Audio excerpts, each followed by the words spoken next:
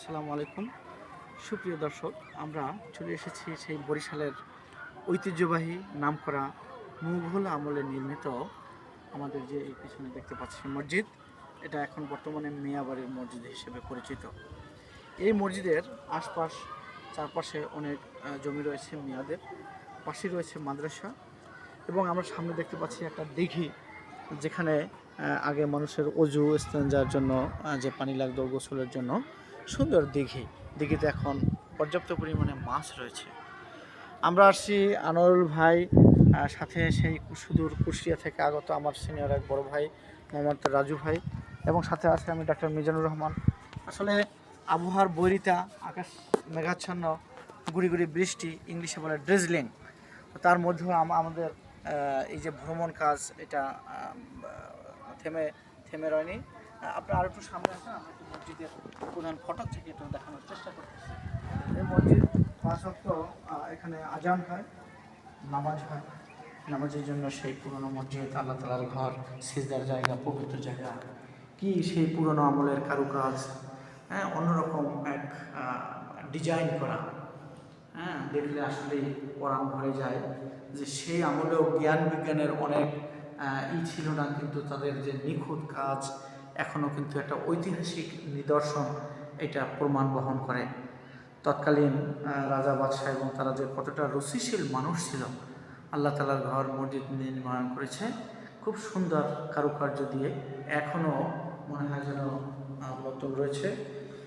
এবং আমরা এই মেঝেতে দেখতে পাচ্ছি যে কিছু ফাটল রয়েছে, তৎকালীন চুন সুরকে দিয়ে তো করা নামাজের কাতার রয়েছে, এখানে নামাজ পড়া হয়। খুব সুন্দর একটা জায়গা, সেজদা দিলে পরানটা ভরে যায়, খুব ঠান্ডা পরিবেশ। হ্যাঁ, এটা হলো দরজা, সামনের সিঁড়ি, আমরা সিঁড়ির দিকে যাচ্ছি। এই মসজিদের পবিত্রতা রক্ষার জন্য দেখা গেছে যে এখানে বাংলাদেশের বিভিন্ন অঞ্চল থেকে অনেক লোকজন আসে। হ্যাঁ, এর সিঁড়ি আমরা সামনে দেখতে পাচ্ছি, সিঁড়ি, এই সিঁড়ি দিয়ে উপরেও উঠে আমরা এই সিঁড়ি দিয়ে আস্তে আস্তে নামবো। অনেক দর্শকরা আসে, এখানে ভিড় করে সকাল থেকে সন্ধ্যা পর্যন্ত। কিছু ছেলেমেয়েরা নিচে পড়াশোনা করে, নিচে কবর আছে, সিঁড়ির নিচে আবার কয়েকটা কবর আছে, চিরনিদ্রায় সাহিত্য আছে। তৎকালীন অনেক নাম করা লোকজন, নাম বলতে হবে তো, হ্যাঁ নাম আছে ওখানে।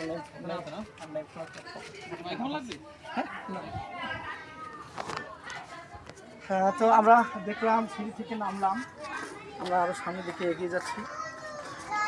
তো এর নিচে আবার মুক্ত চলে রয়েছে, খুব সুন্দর। এখানে আমরা দেখতে পাচ্ছি যে ফরাপুর প্রতিষ্ঠাতার তারিখ মুঘল আমল 1526 থেকে 1861। স্থাপত্য শৈলী মুঘল।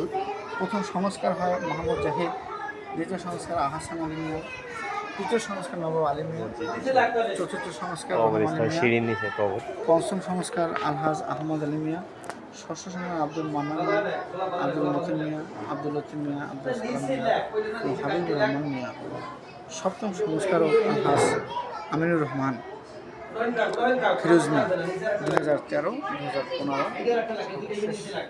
এখানে আমরা দুটো কবর দেখতে পাচ্ছি, সেই মুঘল আমলে যারা ছিলেন তাদের কবর রয়েছে এই সিঁড়ির নিচে। আসলে খুব